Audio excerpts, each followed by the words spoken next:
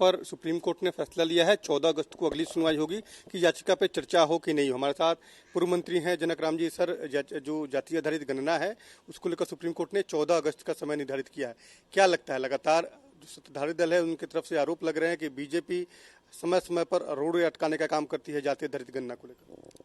जिन लोगों ने इस तरह का बयानबाजी कर रहे हैं उनको खुद अपने गिरवा में झांकना चाहिए। ये तो निर्णय भारतीय जनता पार्टी एनडीए की सरकार थी उस समय लिया गया है। अब उन लोगों को उंगली उठाना कहीं जायज नहीं है। ये एनडीए का जब सरकार चल रही थी उस समय का ये निर्णय है। जहां तक जातीय गणना की सवाल है तो जो कोर्ट में गए हैं, कोर्ट का मामला है, कोर्ट अगर निर्णय देता है तो ये सरकार करा रही है। भारतीय जनता पार्टी इसका कहीं विरोध में नहीं है। भारतीय जनता पार्टी तो चाहती है, लेकिन बिहार की जो सरकार है, जो चचा भतीजे की सरकार है, ये जातीय रंग रूप दे करके जो बड़े भाई इनके 15 साल तक सरकार चलाए हैं, परिवारवाद से बाहर नहीं निकला है। एक जाति को भी इन्होंने रोटी कपड़ा मकान आवास नहीं दे पाए हैं।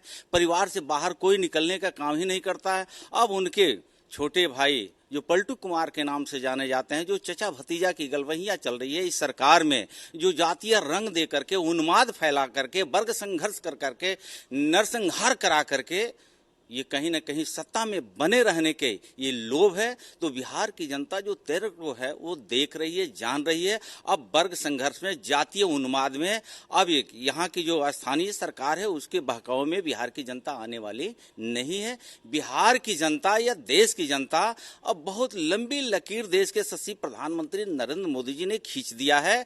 विकास और विकास के रास्ते पर देश और प्रदेश की जनता चल पड़ी है। एक और दूसरा सवाल है कि मुख्यमंत्री नीतीश कुमार लगातार सार्वजनिक कार्यक्रमों में अपने उम्र का हवाला दे रहे हैं। कल भी एक कार्यक्रम में उन्होंने कहा कि मेरी उम्र 73 वर्ष की हो चुकी है, अब जाने का समय आ गया है, आप लोग देखिए क्या करना है, क्या नहीं करना है, कैसे करना है। कई बार बिहार प्रदेश के यशस्वी प्रदेश अध्यक्ष आदरणीय सम्राट चौधरी जी ने मेमोरी लॉस मुख्यमंत्री ने कहा है। और मुख्यमंत्री जी को कल हमने सुन रहा था किसी उद्घाटन कार्यक्रम में बिहार के मुख्यमंत्री जी बोल रहे हैं कि अब मैं जाने वाला हूं और देश और दुनिया रहने वाला भी नहीं है। ये जिन लोगों ने भी देखा है कल के उनके बयान, बड़ी आश्चर्य हुआ है। किधर बिहार प्रदेश को ले जाना चाहते हैं, क्यों डराना चाहते हैं? अब बिहार की जनता ने जनादेश एनडीए को दिया था।